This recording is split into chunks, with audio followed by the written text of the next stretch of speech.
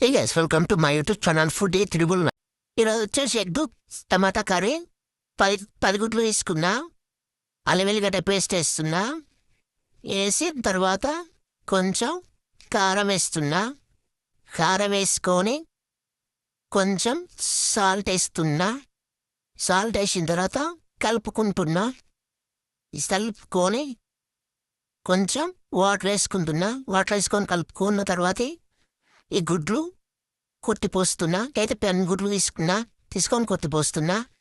కొట్టిపోసి ఒక గిన్నె తీసుకుంటున్నా. గిన్నె తీసుకొని స్టవ్ మీద పెట్టుకొని వాటర్ పెట్టుకొని ఆ వాటర్లో ఈ గుడ్లు కొట్టిపోసిన గిన్నె తీసుకొని మూత పెడుతున్నా. ఆవిరి మీద ఉడకనిస్తా. ఈలోపు టమాటాలు ఉల్లిగడ్డలు కోసుకున్నా. ముక్కలు పెట్టుకున్నా. జీలకర్ర వేసుకొని జీలకర్ర అయిన తర్వాత ఉల్లిపాయలు వేసుకుంటున్నా. ఉల్లిపాయలు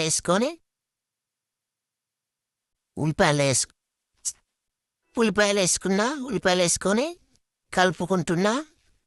కలుపుకున్న తర్వాత ఎర్రగా అయినాయి. ఇప్పుడు టమాటా వేసుకొని కలుపుకుంటున్నా. కలుపుకున్న తర్వాత ఇప్పుడు నేను మూత పెట్టుకుని కొద్దిసేపు మగ్గిన తర్వాత మూత తీసి అల్లం వెల్లిగడ్డ పేస్ట్ వేసిన, కలుపుకున్న తర్వాతకి ఇప్పుడు నేను కారం వేసుకుంటున్నా. 2 స్పూన్ల కారం వేసి కలుపుకుంటున్నా. దాని దగ్గర కొద్దిసేపు ఇప్పుడు చూద్దాం గుడ్డు ఉడికిందా లేదా. ఉడకలే. కొద్దిసేపు మూత ఉడికింది తీసి కట్ చేసుకొని చిన్న చిన్న పీసులు కట్ చేసుకొని చూడండి. టమాటాలనే అల్లం వేసుకుంటున్నాను. టమాటాలల్లా గుడ్లు వేసుకుంటున్నా.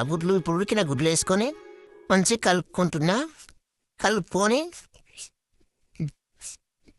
చూడండి ఎంత మంచిగా ఉడికినా. మంచిగానే పీసులు మెత్తగా మంచిగా ఉడికినాయి. చూడండి ఎంత స్మూత్గా వచ్చిందో ఎగ్ పీసు.